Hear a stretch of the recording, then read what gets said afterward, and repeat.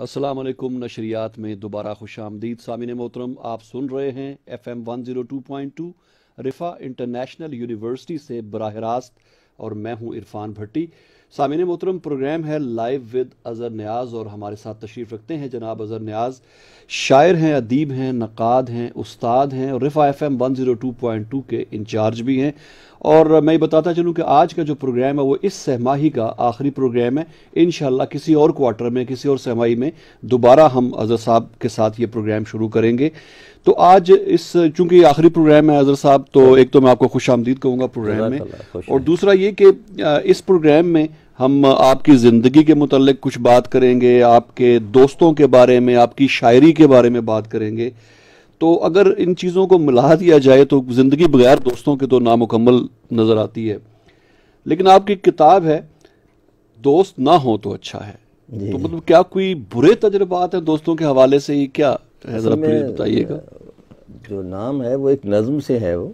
अच्छा। और वो उसका जो अगली लाइन है वो ये है कि दोस्त ना हो तो अच्छा है, गम दे जाते हैं। तो वो हमारे कुछ दोस्त थे जो नहीं रहे इस दुनिया में, तो वो किताब है भी उन्हीं के नाम, और नज़्म भी इसलिए है कि जो मुख्तलिफ़ चीज़ें होती हैं जब वो होती हैं तो शायद उनकी खुशी होती होगी, नहीं होती हैं तो फिर उनका दुख और गम होता है। सही। तो अगर होंगी ही नहीं तो शायद वो गम भी ना हो।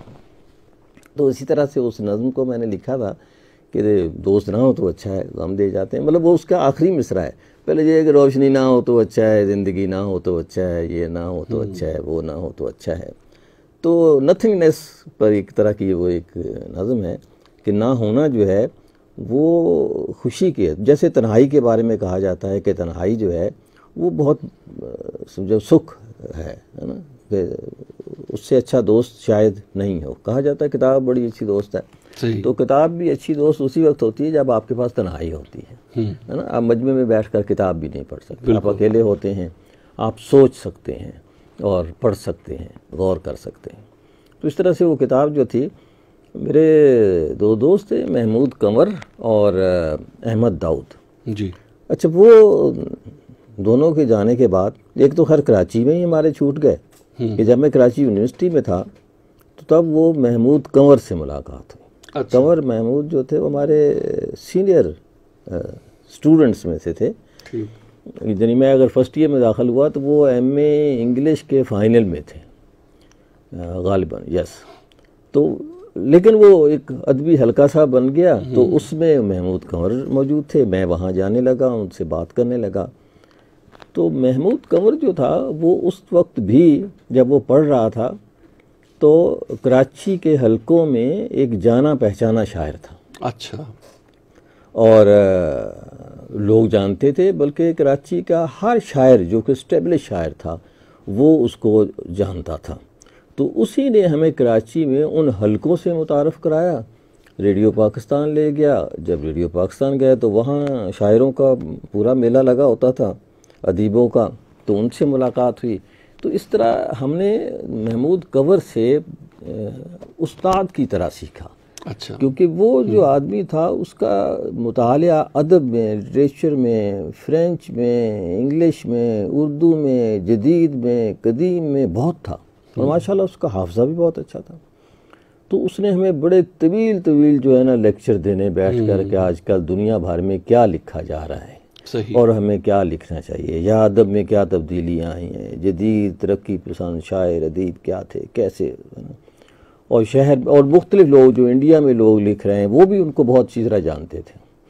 बल्कि कई एक जगहों पे जो इंडिया में किताबें लिखी गईं तो उसमें महमूद कंवर का ज़िक्र होता था, और बाद में उसके हवाले से ही और अहमद हमीश के हवाले से दो एक मज़ामीन जो कि इंडिया में लिखे गए वहाँ की किताबों में शामिल थे, तो उसमें मेरा ज़िक्र भी मौजूद था। अच्छा। लेकिन मैं ये समझता हूँ कि मैं उस अहल नहीं था, वो किसी दोस्ती ही में मेरा ज़िक्र जो है वो आ गया, और उन्होंने कहा कि जी आजकल जो कहानी पाकिस्तान में लिखी जा रही है उसमें अज़हर नियाज़ भी शामिल है। उस वक्त मैं कहानी लिखता था, और महमूद कंवर इस लिहाज से बहुत ही कमाल का दोस्त था। अच्छा, बहुत ही मॉडर्न आदमी था, अगर उस पर लिखा जाए तो बड़ा ड्रामा बन सकता है। एक मॉडर्न आदमी शायरी करता है और शायरी भी बहुत बिल्कुल मुख्तलिफ शायरी होती थी। उसकी 2 किताबें, एक छप रही है आजकल, दूसरी जो है वॉल्केनो के नाम से उसी ज़माने में छपी थी। अच्छा। और है ना, इंग्लिश में? हाँ, नहीं, शायरी उर्दू। अच्छा, उर्दू टाइटल हाँ, इंग्लिश वॉल्केनो जैसे वो था, उसके अंदर एक वॉल्केनो था, तो उसी वजह से उसने जो है उसका नाम जो है वो रखा। मैं परिंद हूँ तू दरख्त है, नहीं फिर भी फासला सख्त है ना। मतलब एक अजीब उगरी शायरी करता था, है ना। कहीं बुल्ले शाह का नगर है करीब, है ना। तो इस तरह सा एक अजीब ही उसके शायरी में फ़ज़ा होती थी। और वहाँ एक मॉडर्न आदमी से मेरी मुलाकात हुई जो कि पैंट कोट पहनता था, लड़कियों से गपशप करता था, उनके साथ घूमता फिरता था, शायरी सुनाता था, है ना। और कई मरतबा लड़कियों को नज़में लिख लिख के दे रहा है ना। बल्कि मुझे हमारी डिपार्टमेंट की एक लड़की ने एक दिन कहा कि महमूद कंवर को देखा कहीं। मैंने कहा क्यों, क्या हुआ? वो कह रहा था कि मैं आप पर नज़्म लिखूंगा। मैंने कहा वो पता नहीं। अच्छा, वो वक्त गुजर गया जी, कि कई दीवान छाप चुका है वो। मैं एक दिन यहाँ जब मैं इसमें आया टीवी में, तो मैं अपनी गाड़ी में ये माल से ही गुजर रहा था, तो मैंने देखा कि एक शख्स हाथ में एक थैला सा पकड़ा हुआ, सर पे सफ़ेद रंग की टोपी, पगड़ी बांधी हुई, अच्छा, और इतनी बड़ी दाढ़ी, और इस तरह उसके ऊपर चला जा रहा है फुटपाथ पे। मुझे शक सा पड़ा कि ये महमूद कंवर है। अच्छा, तो मैंने गाड़ी को रोक लिया, वो खड़ा हो गया, और इतने में वो करीब यूं आके गुजरने लगा, तो उसने भी समझा कि गाड़ी मुझे देख कर रोकी गई है। तो मैं यूं देखा तो मुझे कहना, ओ यू मैन। अच्छा, उसका स्टाइल था, तो स्टाइल वही रहा, और वो उसके अंदर एक अजीब सी तब्दीली आ चुकी थी, है ना, ट्रांसफॉर्मेशन। मैंने कहा बैठो, मैं बैठ गया। चल, मैंने कहा कहाँ रहते हो? चलो घर तुम्हारे चलो। हम घर चले गए उसके। तो रास्ते में उससे बात हुई। तो मैंने कहा यार मैं खुद घर की तलाश में हूँ, तो मुझे कोई घर ढूंढ दो, मैं यहाँ पीटीवी में आया हूँ, तो मुझे घर चाहिए। तो खैर हम जब मैं घर गया उसके, तो जो कमरा था उसका वो सारा इस्लामी किताबों से भरा हुआ था। अच्छा, है ना, इमाम गज़ाली और अजवेरी और सूफिया कराम और फ़िक़्ह की किताबें और तफसीर की किताबें और सो। अच्छा, और एक तख्ता रखा हुआ था नमाज पढ़ने वाली जो होती है चौकी सी, और उसके साथ जो है वो सारी किताबें। और वह उसकी ज़िंदगी में मैंने फिर पूछा, मैंने कहा यार ये कैसे, मतलब ये तो बिजली ऑन ऑफ करने वाला मसला हो गया। मतलब ना expecting Mahmood Kanwar in this shape, भाई मैं तो सोच भी नहीं सकता कि तुम इस हुलिये में मुझे कभी मिलोगे, है ना।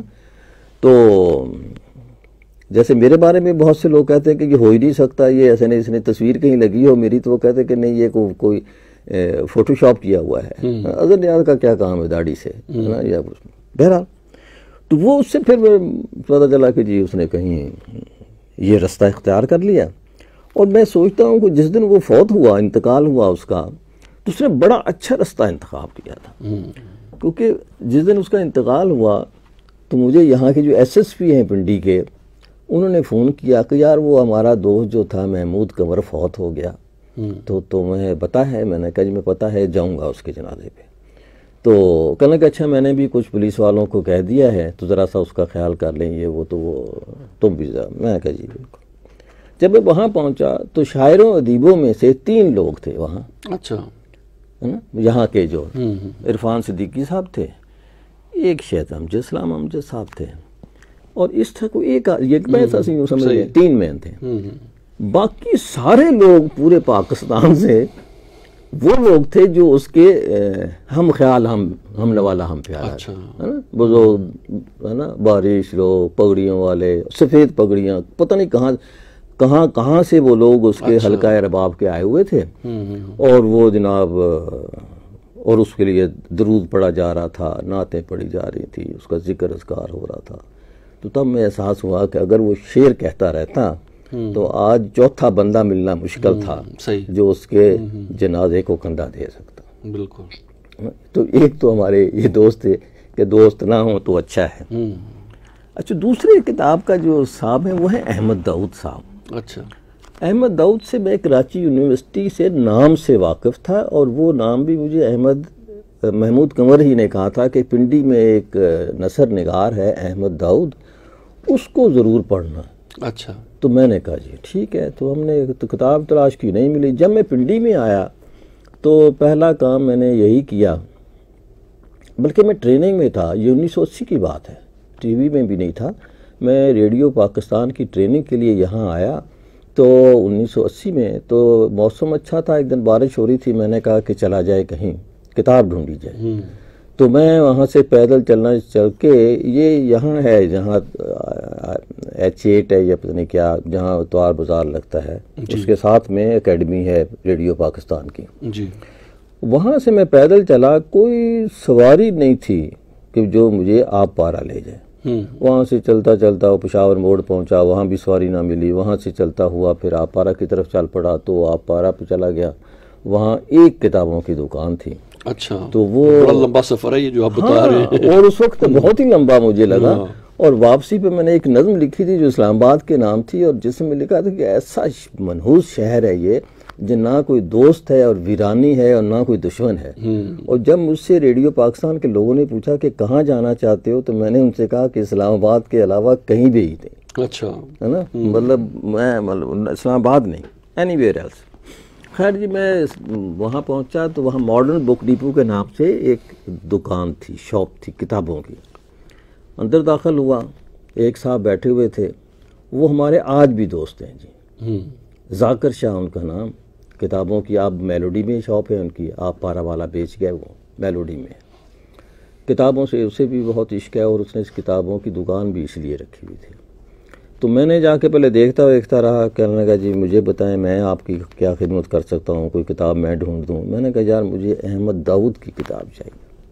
उसने मुझे नीचे से ऊपर तक देखा और फिर हंसा, और फिर कहने लगा कि अगर थोड़ी देर पहले आ जाते तो आपकी उनसे मुलाकात भी हो जाती। अच्छा। है ना, वो आते रहते हैं, और वो बहुत खुश होता कि यार उसकी किताब भी कोई तलाश करने वाला है।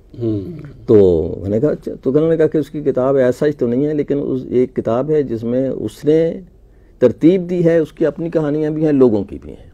तो ये अच्छा। तो मैंने ले ली, उससे ख़रीद ली।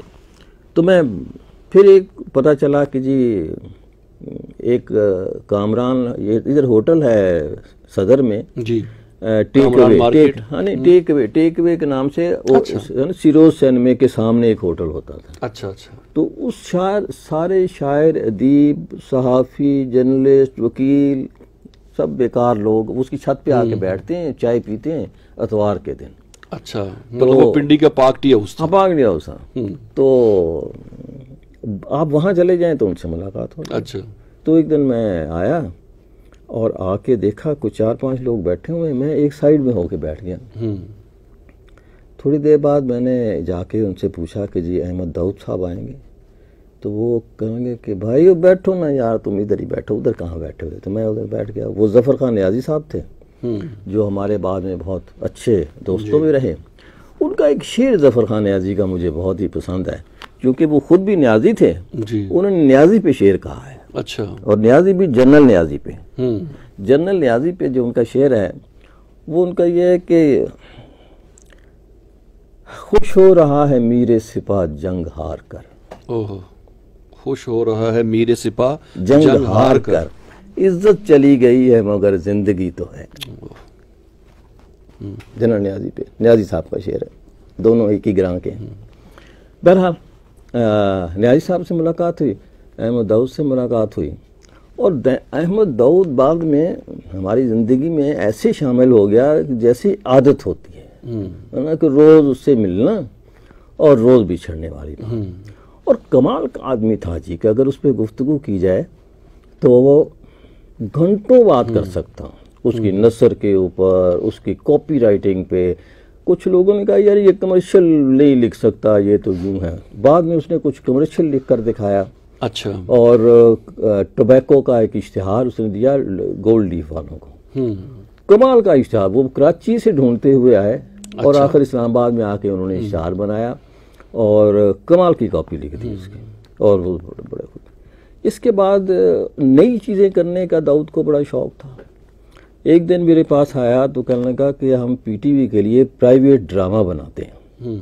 मैंने कहा पागल हो गए यार, पीटीवी कहाँ से प्राइवेट ड्रामा खरीदेगा या बनाएगा या करेगा, और बाहर में कैसे किधर से इक्विपमेंट करेगा, जो प्रोफेशनल इक्विपमेंट हो जो कि कहने लगा कि यार तुमने सिर्फ हाँ करनी है, बाकी मेरा काम। अच्छा, वो हमेशा ये करता, एक अनोखा सा आइडिया ले आता और मुझे कहता कि आपने सिर्फ हाँ करनी है, बाकी मेरा काम। अच्छा। मैंने कहा जी ओके, हो गई हाँ।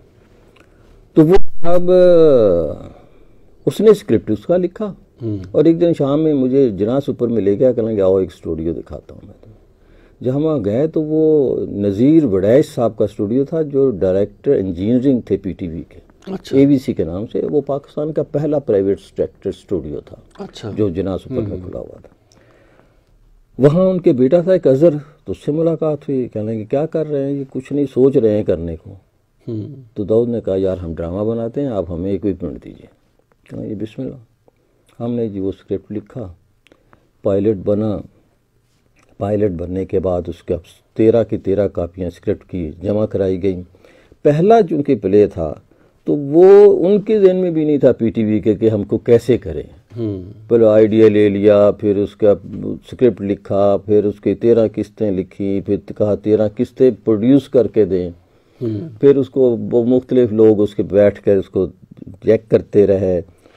बहरहाल वो हमने बहुत मुश्किल से जी, मतलब इतना कि नामुमकिन को मुमकिन करने वाली बात थी। पीटीवी के अंदर के लोग नहीं चाहते थे कि बाहर से ड्रामा खरीदा जाए। सही। और अब पीटीवी के अंदर के लोग चाहते हैं कि हम ना काम करें, बाहर से ले लो यार।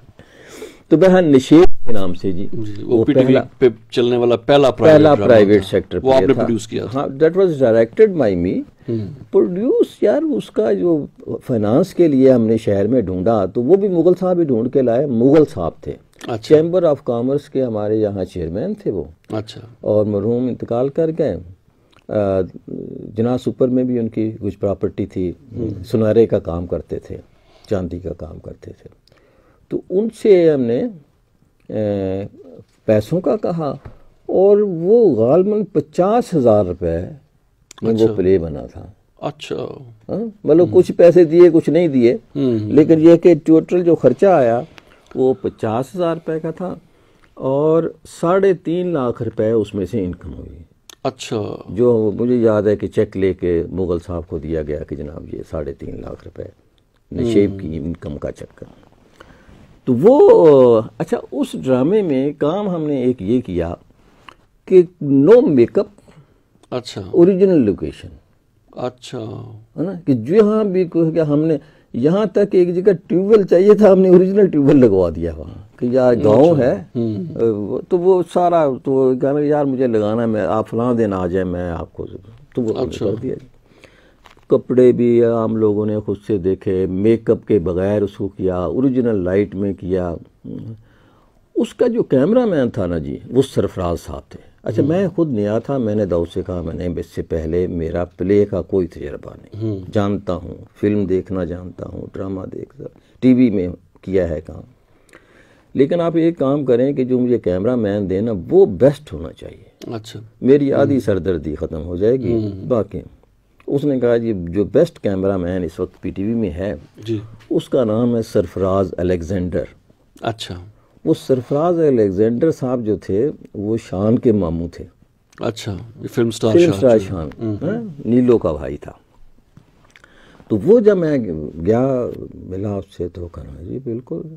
जब मैं उस बाद में उसके साथ काम वाम किया तो बहुत हमने सीखा उससे, यूँ समझ लें, है ना। बात मानता भी था, मतलब उसको पता था कि ये बंदा नया है, इतना काम नहीं जानता, सब कुछ है।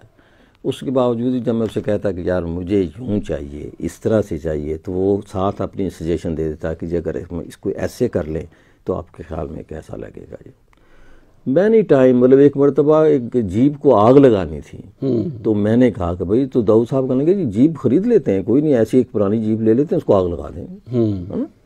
तो वो कहने लगा कि नहीं यार मैं फिल्म का आदमी हूँ, मैं आपको उसे आग लगा के दिखाऊंगा और आपकी जीप को भी कुछ नहीं होगा। अच्छा। है ना। और जो कैमरा ट्रिक्स होते हैं फिल्म के, और उसने और बहुत हमने सीखा उससे उस वक्त किस तरह से एक जीप को आग लगाई जा सकती है। डिजिटल दौर नहीं था, सही है, अब तो हर चीज़ वहाँ हो जाती है। वहाँ तो उस वक्त किस तरह से उन्होंने कहा जी बस आप मिट्टी का तेल ले आए, पेट्रोल ले आए, जो कुछ भी, और एक गिलास ले आए, मिरर नहीं, गिलास, और गिलास के थ्रू उसने रिफ्लेक्शन लेकर उसको जो है आग लगाई, और फंटास्टिक, बहुत लगता ही नहीं था कि यार ये आग जो है टायरों को नहीं लगी हुई वहाँ। और पूछा मैं कि कहाँ कहाँ चाहिए आपको आग ना, मैंने कहा यार टायरों को आग लेनी चाहिए, ऊपर जो स्टीयरिंग है वहाँ आग लगी हो, पीछे से जीप थी, ऊपर कपड़ा है इसके, तो वो वहाँ, तो जहाँ जहाँ कहा गया कि उसको यहाँ आग लगनी चाहिए, उसने उस जगह आग जलाई कि यार थोड़ी इधर जला दो, इधर जला दो, जीप साइड में खड़ी हुई, मिरर इधर, उसको और दोनों को इकट्ठा करके कैमरे के ऊपर उसने गिलास, मुझे सबसे हैरत, मैं समझा था मिरर से लाएगा, कोई नज़र आ रही, कहता है नहीं जी, गिलास जो है फिल्म ट्रिक में 50% गिलास इस्तेमाल होता है। अच्छा। जिसके आर पार देखा जा सके, और उस आग को जो है हमने इसको इस्तेमाल किया।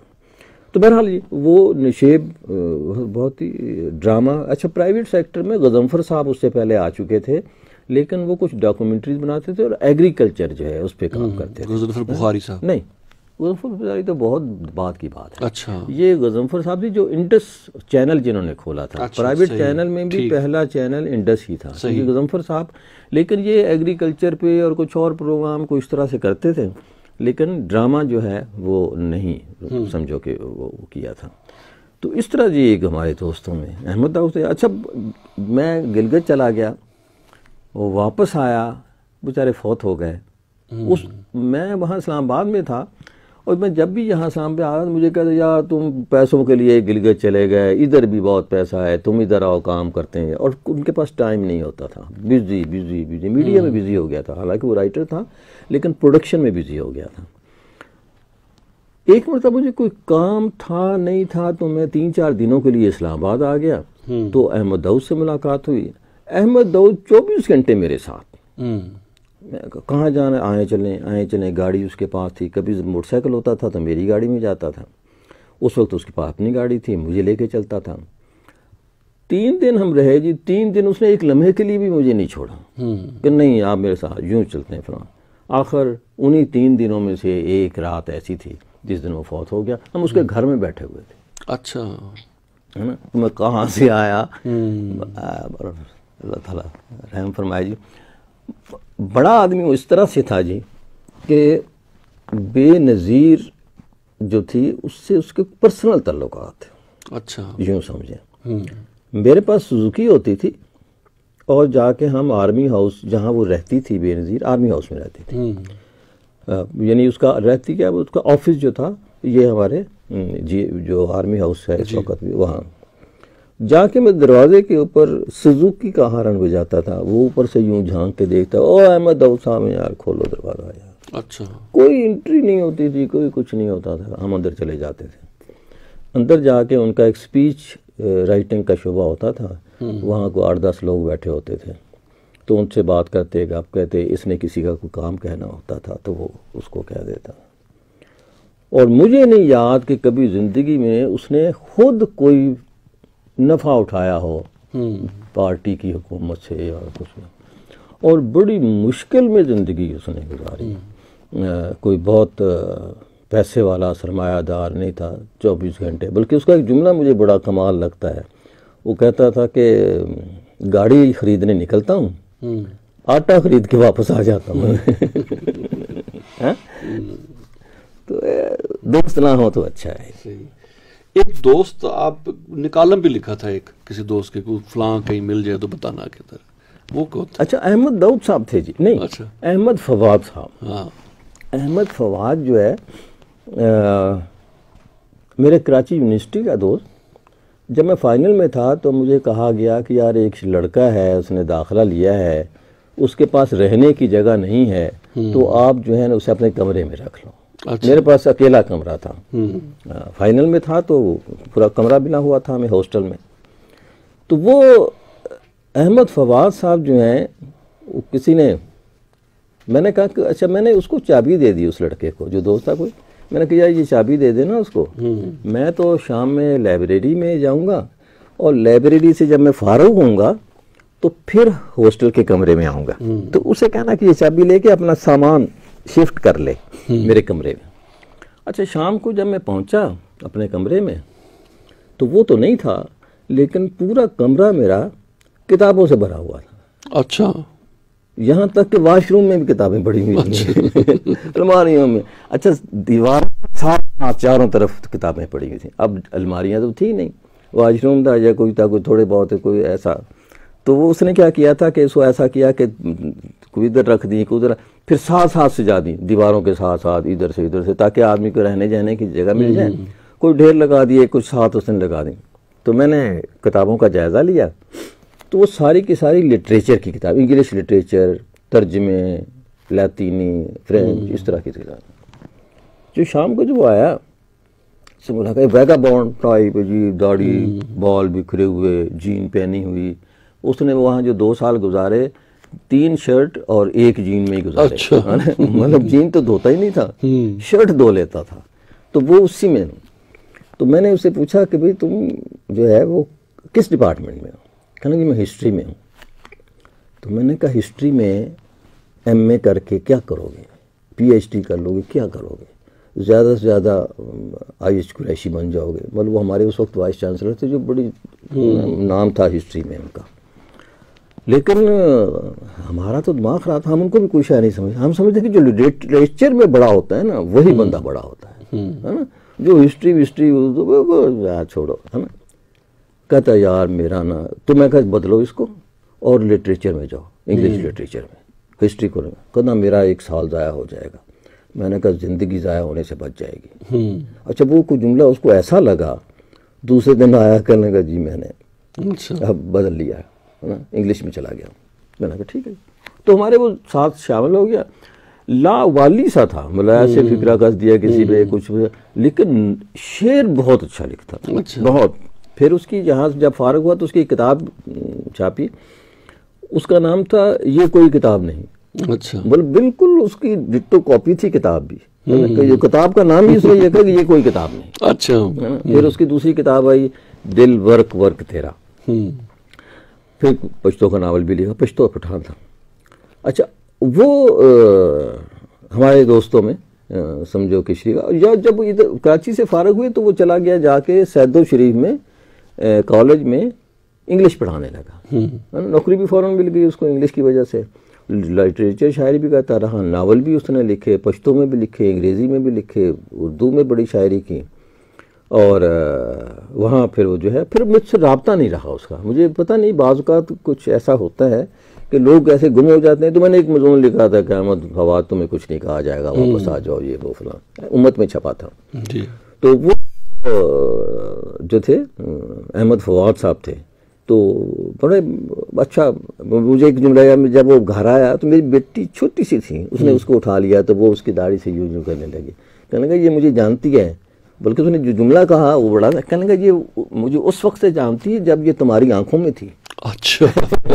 उसकी अपनी शायरी भी ऐसे ही होती है। कहना बेटी तुम्हारी मुझे उस वक्त से जानती है जब ये सिर्फ तुम्हारी आंखों में थी। तो नाइस मैन अभी भी कहीं है। ये पिछले दिनों जो स्वात ऑपरेशन हुआ, अच्छा, उसमें बहुत डिस्टर्ब हुआ बेचारे की। 1-2 की तस्वीरें देखी मैंने, सामान उठाया हुआ कहीं दर बदर हो रहे हैं। चूँकि राब्ता नहीं था तो हम भी उसका कुछ पता नहीं कर सके। बाद में जो उसने कुछ कहानियाँ सुनाई वो ऐसी हैं जिन्हें मैं नहीं बयान कर सकता। अच्छा, है ना, कि हो सकता है कि जब मैं इसके बाद सुनाऊँ तो मुझे ठीक मतलब ये अहमद फवाद साहब जी, खूबसूरत शायर। प्रोग्राम लाइव विद अज़र नियाज़ आप समात फरमा रहे रिफा FM 102.2 पे, और ये प्रोग्राम फेसबुक पे हमारे पेज पे भी बराह रास्त नशर हो रहा है, और काफ़ी लोगों ने फेसबुक पे हमें ज्वाइन किया हुआ है और बहुत सारे लोगों ने प्रोग्राम को पसंद किया है। सुरैया कमर साहिबा हैं, बीनिश जमाल हैं, अम्बरीन चौधरी हैं, शुएब अख्तर हैं, सईद मलिक, अरशद महमूद। बहुत बहुत शुक्रिया आप तमाम ख़वातीन हज़रात का जो हमारी नशरियात सुनते हैं, हमारे प्रोग्रामों को पसंद करते हैं। अज़हर साहब ये बताइएगा कि एक नाम महमूद कंवर और अहमद दाऊद के अलावा जो मैं आपसे बहुत सुनते रहे जिक्र उनका, क्योंकि मुझे भी लगभग 9 साल आपके साथ हो गए, वो ज़फ़र न्याजी साहब का नाम है। हाँ, आपने भी थोड़ा सा जिक्र भी किया, उनके हवाले से मज़ीद कुछ। ज़फ़र खान न्याजी साहब जी, हमारी वहीं मुलाकात हुई पहली, और उसी ने मुझे कहा कि तुम वहाँ कहाँ बैठे हुए, हमारी इस चेयर पे आ जाओ। तो मैं उनकी चेयर पे चला गया, तो वहाँ बैठ गए। वो किताब कि कीड़ा था यूँ समझ। अच्छा। हर इतवार को उस शख्स ने यहाँ पिंडी सदर में आना है और पिंडी सदर में आके किताबें जो फुटपाथ पे होती थी पड़ी उनका जायज़ा लेना है। इंग्लिश किताबें आमतौर पे वो ख़रीदता था, पुरानी कोई उस्ताद की मिल जाती तो वो भी। फिर आके उसने हाथ वाथ धोने हैं, किताबें रखनी है, खाना खाना है। अच्छा, हम चाय पीते रहते थे, खाना खाते थे एंड पे जाके, और होता ये था कि जो भी लोग आते थे वो कुछ ना कुछ उसमें कंट्रीब्यूट, जब बिल आता था अच्छा। तो कुछ ना कुछ कंट्रीब्यूट कर देते थे कि जी मैंने 20 रुपए रख दिए, किसी ने 10 रख दिए, बिल कितना है जी 200 रुपए का है, तो अगर वो 150 रुपए का हो तब हम कंट्रीब्यूट कर देते थे, तो बाकी 50 रुपए जफर खान न्याजी साहब पे करते थे। अच्छा। मतलब सबसे ज़्यादा कंट्रीब्यूशन उस खाने में, चाय में न्याजी साहब ही का। तो वो उस वक्त प्रोड्यूसर थे रेडियो पाकिस्तान में, सीनियर प्रोड्यूसर थे। अच्छा। सौगात के नाम से एक प्रोग्राम करते थे। और आपको बताऊं, ये जो हमारे जनरल साहब थे ना जी, हसन जुल्फकार साहब जी, उनका प्रोग्राम जो दिल की बात वहाँ हुआ उसके प्रोड्यूसर भी वही थे। अच्छा। बल्कि उनके साथ एंकर भी वो थे जो उनसे साथ बात गुफ्तगू करते थे। अच्छा। वो भी वही थे। ये तो रेडियो पाकिस्तान पे भी चला था, टीवी पे भी चला था? नहीं, रेडियो पाकिस्तान की बात कर रहे हैं। ठीक, मतलब मैं तो उस वक्त टीवी में था। अच्छा। लेकिन मेरे दोस्तों की काफी तादाद प्रोड्यूसर की वो रेडियो में थी। तो जफर खान न्याजी रेडियो ही में प्रोड्यूसर थे, सीनियर, और वहीं से वो रिटायर भी हुए। और फिर न्याजी साहब शायरी में और मुताला उनका बड़ा, नवीद जफर साहब के साथ उन्होंने एक बहुत यादगार प्रोग्राम शुरू किया, जो हमारे यहाँ अभी मैं कापी लेके आया, मैंने भी दोबारा उनको रिपीट किया उसी प्रोग्राम को रेडियो पर अपने जो है इस्लामी यूनिवर्सिटी में। और नाम भूल गया मैं इस प्रोग्राम का। वाजिद साहब को याद हो? वाजिद साहब माजी के नकूश, बहुत शुक्रिया जी। माजी के नकूश उन्होंने वहाँ से शुरू किया रेडियो पाकिस्तान से जफर खान न्याजी के साथ। अच्छा। फिर बाद में मैंने उसी प्रोग्राम को मैंने किया इस्लामी यूनिवर्सिटी के से माजी के नकूश। इतना वो रेडियो में पूरा प्रोग्राम होने के बावजूद वो इतना मकबूल था कि एक मरतबा मैं गया जफर खान न्याजी के पास, तो कहने लगा यार वो एक हमारे सामने हैं, उन्होंने कहा है कि नवीद जफर साहब को लेकर आओ हमारे घर। अच्छा। तो मैंने कहा कि चलते हैं जी। अच्छा, तो वो मैं भी चला गया। अच्छा, जब हम उसके घर गए, हम ड्राइंग रूम में उसके बैठे हुए थे, वो बंदा आया और नवीद साहब के कदमों में बैठ गया। अच्छा। है ना, कि जी मैं आज आपसे जो है ना कुछ बात आपके कदमों में बैठ के सुनना चाहता हूँ। मैं इतना, अच्छा, वो खत आते थे बड़े आंसुओं से भीगे हुए, और बहुत ही मकबूल प्रोग्राम था वो माजी के। जो नवीद जफर साहब वैसे भी, और फिर जफर खान न्याजी साहब एंकर हों, तो बड़ा अच्छा उनके साथ रहा। डॉक्टर अनीस साहब के साथ उन्होंने बहुत प्रोग्राम किए, तफसीलन काफ़ी प्रोग्राम किए, और काफ़ी वो ब्रॉडकास्ट सिखाते थे अनीस साहब को कि थोड़ा सा यूं कर लिया करें, ये कर लिया करें, इस तरह से। न्याजी साहब शायर बड़े अच्छे थे जी, और उनका मुताला बड़ा अच्छा था। फिर मैंने एक प्रोग्राम प्राइवेट सेक्टर ही में ड्रामा किया मिनिस्ट्री लेबर के लिए। अच्छा। चाइल्ड लेबर पे। अच्छा। तो वो लिखने के लिए हमने जफर खान न्याजी साहब का इंतखाब किया कि यार जफर खान न्याजी से कहते हैं कि वो ड्रामा, असल अहमद दाऊद जो थे वो इंतकाल कर गए थे, वरना शायद वही लिखते। तो हमने जफर खान न्याजी का इंतखाब किया। तो वो ड्रामा जफर खान न्याजी ने लिखा मुस्तकबिल के नाम से, बच्चों का चाइल्ड लेबर पे था। और पहली ब्रीफिंग ही जो हमें सेक्रेटरी लेबर ने दी, वो बड़ी यादगार थी। वो उसमें उन्होंने कहा कि यार चाइल्ड लेबर जो है वो हमारे मुल्क का मजबूरी है ना, मुल्क की मजबूरी है, उसे हम ख़त्म नहीं कर सकते। कानून मौजूद हैं, लेकिन हम उस पर उस सख्ती से इम्प्लीमेंट नहीं कर सकते उसको, जिस तरह से कहा जाता है कि जगह क्यों बच्चे काम करते हैं, क्यों बच्चे काम। तो हमने ड्रामा भी जो बनाना है उसमें इस तरह की कोई चीज़ नहीं देनी कि हम जो है वो हुकूमत नाअहल है और काम नहीं कर रही और NGO आ गई और यूं आ गया फ्राम। तो मैंने कहा जी कहेंगे बच बचा के बगाम करना है ना। मिसाल के तौर पर उन्होंने कहा कि अगर हमने ये चीज़ प्रमोट करनी है कि बच्चे जो हैं हुनर सीखें, वो वहाँ काम ना करें जिस जगह वो बड़े भी बच्चे ही रहते हैं। सही। जैसे एक मिनट छोटा बन जाता है। हाँ छोटा, मिसाल के तौर पर एक होटल पे है, मैंने शायद कई मरतबा मिसाल दी, मैं एक वहाँ ब्लू एरिया में जाता था, एक छोटा सा बच्चा चाय लेके आता था, तो मैं 4-5 साल के लिए गिलगित चला गया। जब मैं वापस आया फिर मैं उसी ऑफिस में गया उससे मिलने के लिए, दोस्तों से, वो सीढ़ियों पे मेरी उससे मुलाकात हो गई, उसी बच्चे से। वो बड़ा हो चुका था, चैनक उसकी छोटी थी, है ना, वो छोटी ही थी, तो इस तरह से वो छोटे रह जाते। तो हमने फिर लिहाजा साहब मिलकर बड़ा अच्छा प्ले बना जी। और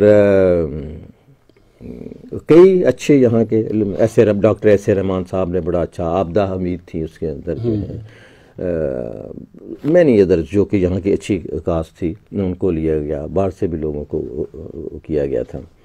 और क्वाइट गुड, मतलब बड़ा अच्छा वो प्ले रहा। न्याजी साहब नाराज जल्दी हो जाते थे, है ना, हम उसे कभी कभी नाराज न्याजी भी कहते थे। अच्छा।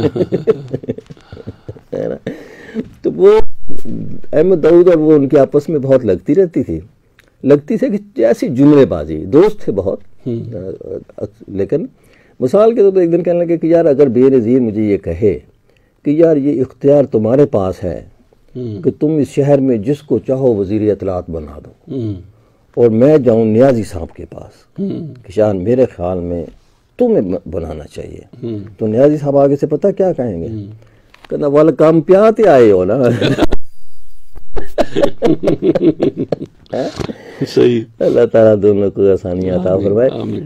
एक बात, जो पहला प्ले था ना जी निशेब जी, उसमें कास्ट कोई 50 के करीब थी जी, और एक भी शायद उसमें ऐसा नहीं था जिसने पहले ड्रामे में काम किया हो, इंक्लूडिंग इफ्तिखार ठाकर साहब। अच्छा, इफ्तिखार ठाकर साहब का वो पहला प्ले था।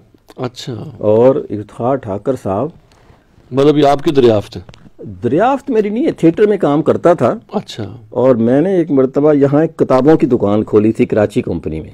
अच्छा। तो मेरे साला साहब थे, वो वहाँ बैठते थे। इन्वेस्टमेंट हम 3 लोगों ने की थी, मैं, अहमद दाऊद और वो माजिद साहब। अच्छा। उन्होंने की। तो हम बैठने के लिए, मैं भी जॉब कर रहा था, वो भी जॉब कर रहे थे, तो हमने कहा यार माजिद साहब को बुलाते हैं, तो उन्हें बुलाया और वो बैठते थे। उसका बोर्ड बना था, किताब उसका नाम था बुक शेल। अच्छा। तो हमारे एक दोस्त थे ज़ैड जुल्फी साहब, माशाल्लाह हयात हैं, फाइनेंस से रिटायर हुए। वो मेरे सारी उम्र असिस्टेंट प्रोड्यूसर रहे। अच्छा। जो डायरेक्टर ना, असिस्टेंट डायरेक्टर साहब, कौन अरेंज मैनेज वही करते थे। तो और दूसरे काम भी मैंने कह देता था।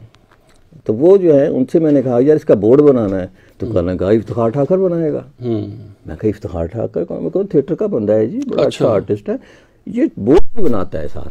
अच्छा। तो वो मेरी उससे मुलाकात हुई, मैंने कहा भाईजान, अच्छा आके कहने लगा मुझे कि काम देना जी। तो मैंने कहा जी बताया तो है कि ये बोर्ड बनाना है, आपने इसको बनाया, मुझे इसका एस्टीमेट बताएं और मुझे पैसे बताएं। ਉਹ ਨਾ ਜੀ मैं सुनिया ਤੁਸੀਂ ड्रामा कर रहे हो, मैंने ड्रामे च कम दियो, तुसी मैंने बोर्ड बनाने का कह रहे हो। मैंने कहा बोर्ड बनाते हो ना? कहते जी बनाता हूँ। मैंने कहा ये भी बनाओ, उसमें भी आप ये ज़ैड जुल्फी साहब। मैंने कहा आल इन आल है ड्रामे के, मैं थोड़ी हूँ, कास्ट भी इन्होंने ही करना है। सही है ना, बस वो तो आप तो जनाब वो हमारे ड्रामे में आ गए। और इतना अच्छा किया उसने, रोल जो था मुंशी का एक रोल था, छोटा सा रोल था। अच्छा। लेकिन उसने खुद से उसको ऐड करके उसमें ऐसी कॉमेडी डाली के मज़ा आ गया, है ना। और सारे लोग जी यहाँ जो हैं, कई नाम ऐसे जो कि बाद में अच्छे स्टार भी रहे, दूसरे भी है, थिएटर में काम करते थे, लेकिन सबका प्ले जो था वो पहला प्ले निशेब ही था, जो कि अहमद दाऊद ने लिखा हुआ था। और सही है।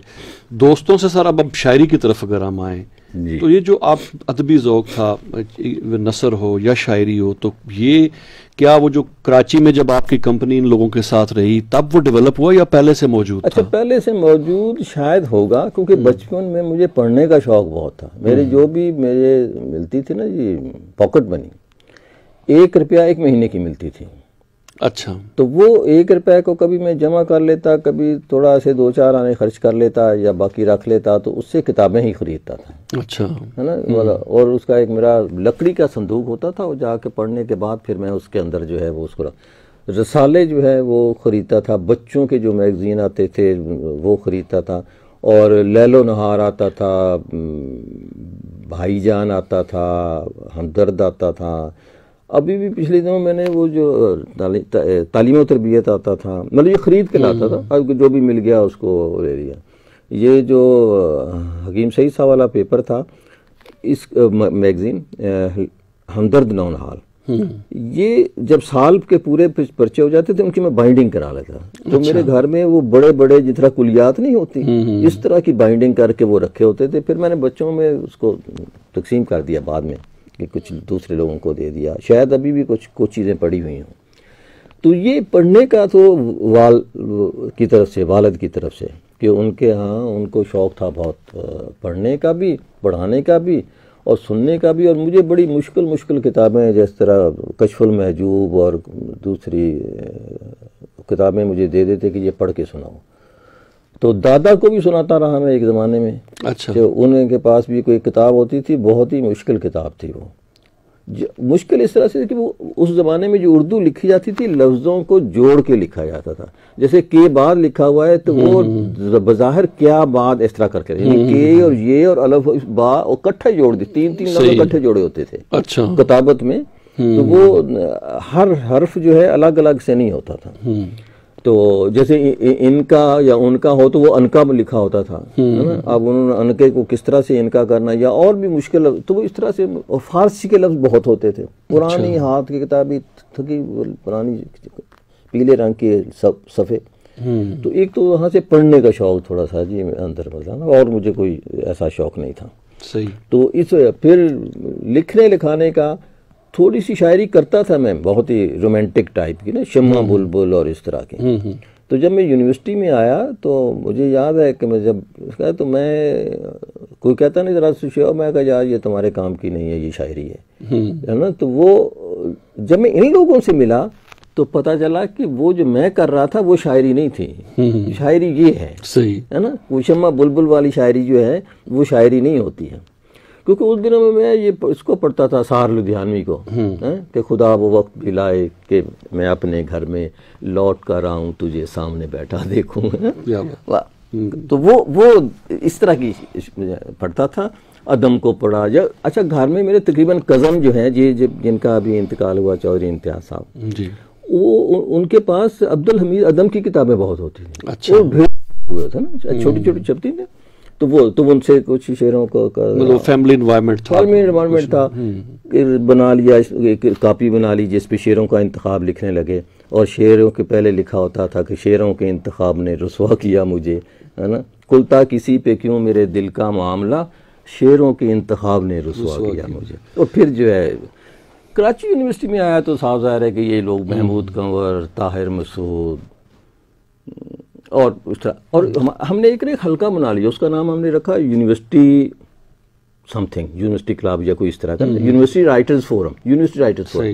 अच्छा, उस यूनिवर्सिटी राइटर्स फोरम की फिर निशस्त होती थी, शहर से लोग भी आ जाते थे। मतलब शहर में मेरे जो दोस्तों में शायरों में शामिल थे, अहमद हमेश थे, कमर जमील थे, अयूब खावर थे। ये उस वक्त जब हम पढ़ते थे, उस वक्त ये लोग यूनिवर्सिटी में हमसे मिलने के लिए आते थे, और हम इनसे मिलने के लिए इनके घरों में या वो जाते थे।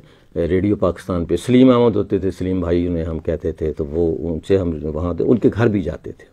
सही। और ज़मीर अली साहब होते थे। तो इस तरह से जो हल्का था वो हमें ऐसा मिल गया, जिससे हमें एक तो ये पता चला कि यार दुनिया में अदब कहाँ किसको जाता है, ये क्या तकलीफ़ होती है तो मार्ज वजूद में आता है, किन चीज़ों की ऑब्जर्वेशन और तजर्बा होता है जिससे ये लफ्ज़ जो हैं वो किसी ज़िंदगी में डलते हैं, रोशनी में डलते हैं। फिर क्या पढ़ना चाहिए, मतलब नून मीर राशिद हैं या मीर हैं या गालिब हैं या फैज़ हैं, या जो उस वक़्त जदीद शायर जितने भी हैं ना, सलीम कौसर भी वहाँ, वो भी, और दूसरे बेशुमार ऐसे दोस्त जो वहाँ नए भी थे। अहमद जावेद साहब जो कि आजकल तो बहुत बुजुर्ग वली अल्लाह हैं, वो उन दिनों हमारी तरह ही पकड़पन में मारूफ थे। अच्छा। और बहुत गुस्से वाले आदमी थे ये, उनके साथ बड़ी निशिस्त रहती, तो बहुत मुतालिया था हमें जाने। तो इस तरह से जो फ़ज़ा जो थी वो बनती चली गई। और मैंने जब ये लिखना शुरू किया तो मुझे महमूद कंवर ने कहा कि यार तुम तनकीद लिखा करो। अच्छा। है ना। तो मैंने कहा यार तनकीद में सब लिख रहे हैं तो मैंने क्या लिखना है। तो मैं कहा अच्छा जो तनकीद लिख रहे हैं पहले उसको पढ़ो, ठीक है। तो जब मैंने वो तनकीद पढ़ना शुरू की तो मुझे पता चला कि इसके ऊपर भी लिखा जा सकता है, बिल्कुल, कि जो लिखी जा रही है तनकीद, इस पे भी बात हो सकती है। तो मैंने पहला मजमून लिखा नक़्दे तनकीद। अच्छा, और वो इससे ने ही महमूद कंवर ने कासमी साहब को भेज दिया। अच्छा, मेरा एड्रेस ये वो करके भेजा इसने, अपना लेटर साथ लगा के। तो कासमी साहब ने उसको फ़नून में छाप दिया। अच्छा, और छापने के बाद मुझे ज़ाती पर्सनल ख़त लिखा कि आइंदा आप मुझे डायरेक्ट भेजा करें, आप में लिखने की बड़ी सलाहियत है और मैं आपको गुमनामी के इससे बाहर निकालूंगा, आपको प्रमोट करूंगा और बड़ी हौसला अफजाई हो, आप तो बड़ा अच्छा लिखते हो और ये है वो है। सही। फिर मैंने एक दो और मजमून लिखे जो कि फ़नून में छपे, और मुझे कभी भी कासमी साहब से कई मरतबा मैं मिलने से मुराद है कि उस महफिल में था, मैं चुप के पीछे बैठा रहा कि मैं बताना ही नहीं चाह रहा था कि मैं वो हज़र नियाज़ हूँ कि जो आपके फ़नून में लिखता रहा या कुछ इस कुछ। सही है। अच्छा सर, आपकी एक बुक अभी आने वाली है, चाहने वालों को रोना चाहिए, इसके हवाले से कुछ हमें इन्फॉर्मेशन दीजिए, और बल्कि उसमें से अगर कुछ अपनी पसंद के कुछ अशार भी हमारे साथ प्रोग्राम के इख्तिताम में शेयर मौका है। और मैं एक तो अपनी जो किताबें मौजूद हैं उस पर थोड़ा सा बात करना चाहूँगा कि मेरी पहली जो किताब थी वो दोज़खी नावल था एक। अच्छा, है ना, जो हमने रेडियो पाकिस्तान में पहले एक प्ले बनाया था जो नशर नहीं हो सका, और नशर ना होने की वजह ये थी कि उन्होंने ये कहा कि आपने खुदकुशी को इसमें बहुत ग्लैमराइज कर दिया है जी, तो इसलिए जो है ये नशर नहीं हो सकता। सही। तो उसको बाद में मैंने 2 हिस्सों में बना के नावल की शक्ल दी, नावलेट है यूँ समझ लें। तो उसके बाद विजिटिंग कार्ड, मैं जब तक वहाँ रहा तो एक साइकेट्रिक हॉस्पिटल में काम करता रहा, तो उस साइकेट्रिक हॉस्पिटल से की कहानियों को मैंने बढ़ा भी लेते हैं कुछ ज़ेब दास्तां के लिए, उन कहानियों को अफसानों की शक्ल दी। इसके बाद मेरी शायरी की 2-3 किताबें, एक तिलिस्म है, तिलिस्म मैंने तिलिस्म होशरुबा के मुताले से माखुज होकर लिखा है। अच्छा, तो तिलिस्म होशरुबा जो है, अगर जिन्होंने पढ़ी है उनको अंदाज़ा का मीर हमज़ा है वहाँ, उमर यार है, दूसरे करैक्टर हैं, अजीब व गरीब है ना, वहाँ एक दुनिया है दुनिया तिलिस्म की। तो मैंने उसको जब पढ़ा तो मुझे लगा कि ये तिलिस्म की दुनिया इस मॉडर्न दौर में भी मौजूद है। वो उमर यार जो है अभी भी जना सुपर में घूमते हैं, है ना, लेकिन वो तो मैंने उस लफ्ज़ों को, उस सिंबल्स को, उन अलामतों को, उन करैक्टर्स को लिया और उस पे कुछ अपनी शायरी ली। अच्छा, है ना, जैसे मतलब उसमें मुझे याद है कि खुल जा सिमसिम खुल जा सिमसिम सदियों से दोहराएं, लेकिन अब दरवाजे ये इस्म समझ ना पाए, कुछ ऐसा कि अब वो खुल जा सिमसिम कहते तो खुल जा, अब रिमोट कंट्रोल आ गया, अब है ना, तो अब वो जो है उस तरह से चीज़। तो इस तरह से और करैक्टर्स उनके लिए हैं और उन करैक्टर्स को मौजूदा दौर में बयान करने की कोशिश की है कि भाई वो जो अय्यार हैं वो अब भी जो है मौजूद है हमारे और पॉलिस में। इसके बाद एक किताब है जो कि मेरी वहाँ पूरा चांद और आधा गीत, कुछ यूनिवर्सिटी की शायरी है उसमें, कुछ गिलगत उसकी शायरी है, और फिर उसके बाद जो अभी काफ़ी अरसे से रेडी टू प्रिंट लेकिन अब कोशिश कर रहा हूँ कि छपी जाए, वो ये किताब है जो कि जिसका जिक्र अभी आपने किया, ये है पूरा चाहने वालों को रोना चाहिए। अच्छा, ये समझे कि इस मौजू पे है कि ये दुनिया जो है ना जी, ये ऐसी लाओबाली या उस तरह सी कोई चीज़ नहीं है, इसको थोड़ा सा सीरियस लेना चाहिए आदमी को, है ना। रात दिन की दिल लगी अच्छी नहीं, चाहने वालों को रोना चाहिए। तो इसके पहला जो है वो हम्द है। अच्छा, अगर आप कहें तो उसी से शुरू करते हैं, तो कुछ वक्त इस किताब के साथ गुजारते हैं जी। हर अंधेरे रात में आँखों का तारा शुक्र है, हर मुसीबत पर दिले गमगीन पुकारा शुक्र है ज़मीं से आसमां तक ख्वाहिशों की सल्तनत, हर कदम पर एक नई कुव्वत नई ताबीर दे, हम गुनाहगारों फ़कीरों का सहारा शुक्र है। ये उसको मैं सुन गया कि है ज़मीं से आसमां तक ख्वाहिशों की सल्तनत, दूसरी जानिब चलो जिसका किनारा शुक्र है, और हर कदम पर एक नई कुव्वत नई ताबीर दे। हम गुनाहगारों फ़कीरों का सहारा शुक्र है, और शुक्र है सर पर उठाना ही नहीं अब कोई बोझ। इस सफ़र का ज़ादे रह सारे का सारा शुक्र है।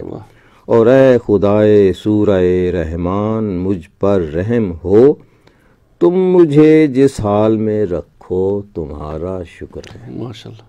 अच्छा, नज़्म ये जो है ना जी किताब, इसको शुरू किया था मैंने अपनी वालदा के नाम इंतसाब है ये। अच्छा। कि अपनी वालदा के नाम, जिसकी एक दुआ की खातिर सारे हर्फ ज़ुबान भी दे दूं तो भी कम है। वाह। जिसके एक आंसू के बदले मैं अपनी ये जान भी दे दूं तो कम है, तो भी कम है। वाह। और वालदा ही के हवाले से इसकी पहली नज़म जो है वो भी इसके बाद जो आती है, कभी परदेस जाना हो। अच्छा। हो तो अपने कीमती सामान में इतनी जगह रखना, किसी कोने में कपड़ों की तहों में, जेब में, रुमाल में या पर्स के खाने को खुशबू से सजा रखना। निकलते वक्त घर से उस जगह माँ की दुआ रखना। वाह, क्या बात, माशाल्लाह। एक गज़ल ही है, नज़्म की तरह की है, आपस में ताल्लुक़ है शेरों का। मेरे आँखों पे लिख देना वगरना भूल जाऊंगा, खुदा पर नज़्म लिखी है फरिश्तों को सुनाऊंगा। वाह वाह। मेरे हाथों पे लिख देना वगरना भूल जाऊंगा, खुदा पर नज़्म लिखी है फरिश्तों को सुनाऊंगा। अभी हर रोज़ एक तकरार रहती है परिंदों से, वाह। किसी दिन आसमां से मैं खामोशी मांग लाऊंगा। वाह। मुझे तुम भूल जाओगे तो मैं फूलों से झांकूंगा, मुझे तुम याद रखोगे तो मैं ख्वाबों में आऊँगा। क्या बात। मैं हंसता हूँ, बहुत हंसता हूँ, अक्सर बोलता रहता हूँ बेमानी। बहुत हंसता हूँ, अक्सर बोलता रहता हूँ बेमानी, कि मैं खामोश रहने का सबब किसको बताऊँगा। वाह। तुम्हारा ख्वाब मुझको मुंतज़िर पाएगा जब आया, मैं उसके रास्ते में जागती आँखें बिछाऊंगा। ज़रूरत हो तो थोड़ा काम मुझसे हश्र में लेना, मैं अपने सब गुनाहों से तेरी जन्नत सजाऊंगा। क्या बात। मुझे मालूम है शर्मिंदगी उस दिन बहुत होगी, बहुत उम्मीद है फिर भी जगह कदमों में पाऊंगा। इंशाअल्लाह। वाह। एक नज़्म है जी। समेटें तो यहाँ खुशियाँ बहुत हैं, बहुत से फूल हैं कुछ बारिशें हैं, बहुत से ख्वाब हैं कुछ ख्वाहिशें हैं, परिंदों की चहकती बोलियाँ हैं, हवा में बादलों की टोलियाँ हैं, बहुत से मुस्कुराते हंसते चेहरे, अगर हम भी हंसें तो सब हमारे। समेटें तो यहाँ खुशियाँ बहुत हैं, मगर तकलीफ़ दे लम्हों को हम सब बनाकर पोटली सर पर उठाए, न जाने किस तरफ घर में सफ़र है। मज़ीद इस पोटली को हर कदम पर अकीदत से संभाले खोलते हैं, कि जैसे ये बहुत ही कीमती है, कहीं ये खो न जाए रास्ते में, कि अपनी आखिरी पूंजी यही है। वाह। समेटें तो यहाँ खुशियाँ बहुत हैं। वाह। ये वो नज़्म है जिस पे नाम है इसका, चाहने वालों को रोना चाहिए। जी। दिन समंदर आसमां बादल गए, और हम ए शाम तेरे हो गए। रात कब तक साथ देती शाम का, हिचकियों को ओढ़कर वो सो गई। जिंदगी के फैसले जैसे भी थे, मौत मुश्किल फैसले सी हो गई। एक पागल शख्स के दिन रात में, फूल खुशबू तितलियां मुमकिन नहीं, चाहने वालों को रोना चाहिए, रात दिन की ये हंसी अच्छी नहीं। वाह, क्या बात। आज ये क्या हो गया है आसमां, जिंदगी से मौत हम पर मेहरबान। लफ्ज़ आवाज़ों के रोशनदान में, और मैं खुद अपनी ही पहचान में। वाह। आज मैं फिर बेवजह गमगीन हूँ, चाहता हूँ मैं किसी को ख़त लिखूँ। क्या बात। माशाअल्लाह। तो ये इस तरह की कुछ नज़में हैं जी। एक आध और मैं आपको। सुबह को शाम में परोया है, रात को दोपहर में रखा है। वाह, है अजब जायका मोहब्बत का, गम मिलाकर खुशी में गूंदा है। किसने तारों से छीन कर देखो, चांद को टहनियों से बांधा है। वाह, आज की रात एक बादल को आसमां से उधार मांगा है।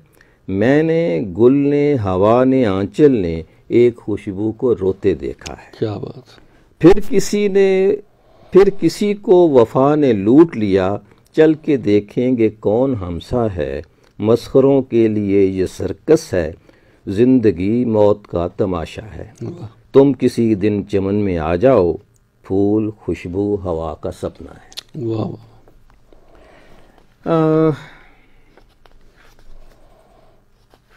कुछ और अगर जी, अपनी सच्चाइयों के डर से दूर, हम सभी आदतों से हैं मजबूर। शहद की मक्खियाँ चमन में हैं वाह, और छत्तों में घुस गए जंबूर। ओहो, समझे? आजकल जो ये है तो आजकल की सिचुएशन बयान की है। हाँ जी, कुछ बाज़ का जो हैं चीज़ें वो हालांकि पुरानी होती हैं जी। लेकिन वो ताज़ा ही रहती हैं। जी, एक नज़म है, जी, मौसमों को न टोकरी में सजा, वक्त के फूल तितलियां न बना। कर बड़ा काम रात जाग कभी, और न कब तू खुदा के घर में लगा। वाह, वाह, ये हमारे एक दोस्त होते थे, तो वो कुछ किताबें ले जाते पढ़ने के लिए। जी, मैंने कहा ये अजीब इब्ने सफ़ी पढ़ते रहते हैं क्या? कहने कुछ नहीं, मैंने रात के 2-2:30 बजाने होते हैं, फिर खुदा के घर में नकब लगाता हूँ। वाह, मिल जाए तो मिल जाए, कुछ नहीं तो ना सही। सही है ना? तो ये बाज़ एक नज्म सर आप आखिर में ना शेयर कर दीजिएगा। मैं देख लेता हूँ कुछ क्या चीज़ ऐसी हो जाती है। हाँ, चलो बाकी बच जाने वालों के लिए एक नज्म। जी, हम फिरते थे जेब में सब तस्वीरें रखे, भाई यार अजीज़ हमारे दिल के टुकड़े। वाह, अपने साथ वो मिलकर सारे हंसने वाले, अपने साथ वो मिलकर सारे रोने वाले। एक एक करके इस धरती से उठते जाएं, एक एक करके पेड़ से पत्ते गिरते जाएं। वाह, जाने समत है कैसी और उस जानब क्या है, फूल हैं कैसे कैसी शाम आमेज़ हवा है। वाह, कैसी खुशबू है जो सबको पास बुलाए, कैसे कैसे यारों को छीने ले जाए। किस किस का दुख झेलें हम, किस किस को रोएं, आओ बाकी बच जाने वालों को ढूंढें। वाह, बहुत अच्छे, बहुत बहुत शुक्रिया सर। जज़ाकल्लाह। सामने मोहतरम, प्रोग्राम लाइव विद अज़हर नियाज़ आप समात फरमा रहे थे, और जैसे शुरू में मैंने अर्ज़ किया कि इस सहमाई का ये आखिरी प्रोग्राम था। इंशाल्लाह अगले किसी क्वार्टर में हम दोबारा इस प्रोग्राम को शामिल करेंगे। हमारे साथ मौजूद रहे जनाब अज़हर नियाज़, शायर, अदीब, नक्काद, उस्ताद और इंचार्ज रिफ़ा FM 102.2। और आज के प्रोग्राम में हमने अज़हर साहब की शायरी पे, इनके दोस्तों के हवाले से गुफ्तगू की, और मुझे उम्मीद है कि मेरी तरह आपको भी प्रोग्राम पसंद आया होगा। ये नशरियात, ये प्रोग्राम आप तक पहुँचाने में हमें मुआवनत हासिल है हमारे ब्रॉडकास्ट इंजीनियर जनाब वाजिद महमूद की, उनका बहुत बहुत शुक्रिया। सर आपका भी बहुत बहुत शुक्रिया। इरफान भट्टी को रिफ़ा FM 102.2 के स्टूडियो से इजाज़त दीजिएगा। अल्लाह हाफिज़। अल्लाह हाफिज़।